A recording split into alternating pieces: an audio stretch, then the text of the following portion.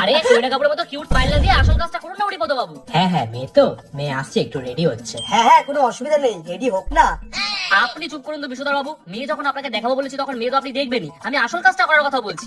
আরে ঘটক, মেয়ে দেখতে এসেছি, মেয়ে দেখা ছাড়া আর কি আসল কাজ হতে পারে? আরে বিশ্বধর বাবু, এখানে মেয়ে দেখতে আসবো বলে কাল রাত থেকে আমি না খেয়েছিলাম। শুনেছি হরিপদ বাবুর বাড়িতে আত্মীয় স্বজন আসছে, হরিপদ বাবু খুব ভালো মন্দ খাওয়ার। কি হরিপদ বাবু, তাই তো? হ্যাঁ, তুমি ঠিকই শুনেছো ঘটক।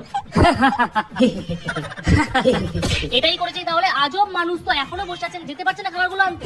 আরে আমি কেন যাব, আমার বাড়িতে লোক আছে, আমি তাকে পাঠিয়ে দিচ্ছি। আপনারা কি খাবেন বলুন? আরে বেশি কিছু না।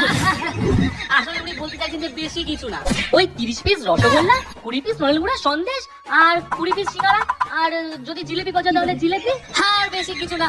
ডাক্তার আবার আমাকে বেশি মিষ্টি খেতে বারণ করেছে। আমার বিয়েতে আমার বাবা এতগুলো মিষ্টি করবে না যতগুলো তুমি এখন অর্ডার দিলে। বেশি কথা না বলে যেটা মারাতে এসেছিস না সেটা মারা, না হলে সারা জীবন হাত মেরে চলতে হবে। এই তুমি কি করে জানলে আমি হাত মারি? আচ্ছা, তুমি কি করে জানলে আমি হাত মারি? তোর বাপও তোকে জন্মে তোর ব্যাপারে যত না জানে না, তার থেকে বেশি আমি জানি তোর ব্যাপারে। রোজ রাতে বেলা বাপি দোকানে যে সিডি গাছগুলো নিয়ে আসিস, ওগুলো আমি ফেরত তোর পরই পাশে তুই এক কাজ চল। আচ্ছা বাবা, তুমি কি করো? আরে আপনাকে তো বললাম, ছেলে একেবারে যাকে বলে সুপুরুষ। হ্যাঁ ঘটক, তুমি চুপ করো না, উনি আমাকে জিজ্ঞেস করেছে, আমি বলি আমি কোথাও না কোথাও বিশ্বাস করি। থাক, জ্ঞান শুনতে চাইনি, কি কাজ করো সেটা শুনতে চেয়েছি। ইয়ে মানে সেন্ট্রাল গভর্নমেন্টের রেল বিভাগে। বাহ, সরকারি চাকরি? না, বেসরকারি।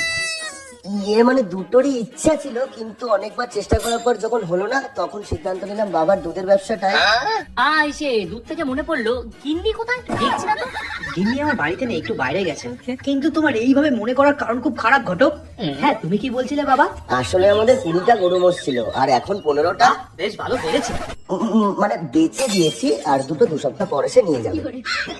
আপনার দুধের ব্যবসা তো সব দুধ কেটে ছানা করে দিয়েছে আপনার ছেলে বিশ্বধর বাবু।